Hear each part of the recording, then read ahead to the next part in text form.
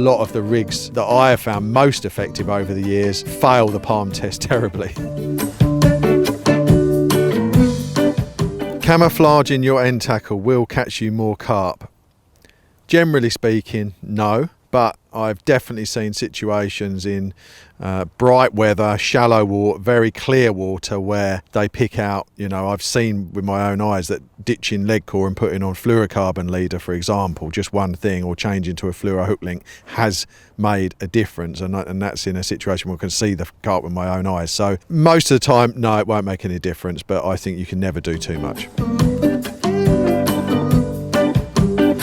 Hand sharpening your hooks will absolutely, unquestionably catch you more carp in the long run, and if your end objective is to penetrate soft flesh, then anyone who argues that something is less sharp than something that is extremely sharp is eminently foolish, in my opinion.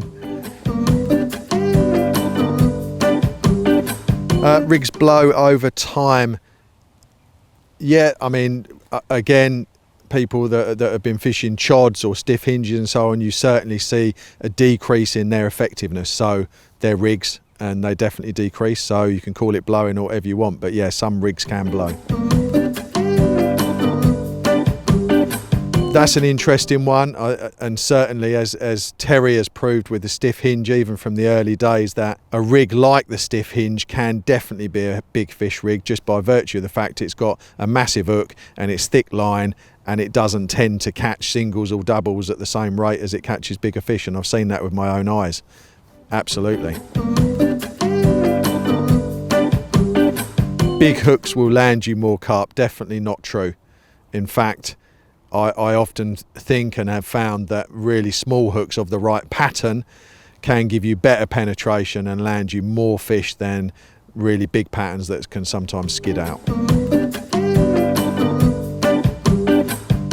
I don't use tungsten sinkers at all. I don't know if that's a myth or not, but I much prefer little mouse droppings of putty, but with a good quality sinking hook link and little mouse droppings of putty, I'm confident that it's sat nailed down to the deck. You won't catch on a pop-up in here, mate. Well, there are definitely some situations where I know putting a pop-up on will be to your absolute detriment, and vice versa. So there are trends, and you need to find out what's working, but there are some places where one is better than the other, no doubt about it.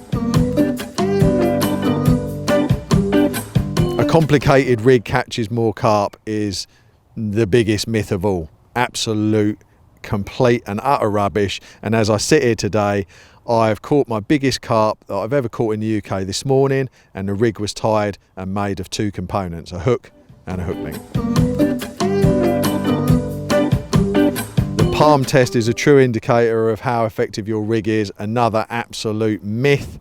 I can see how it came about, but a lot of the rigs that I have found most effective over the years fail the palm test terribly. My hook link kicks away from the lead every time. I don't know if that falls in the category of being a myth or not. I mean, if you're using a stiffish hook link or some kind of boom and a slow sinking bait, then yes, it should kick away every time. And you can prove that yourself by dropping it in water. I don't know if that answers the question, but if it's set up right, then yes, it will be doing that.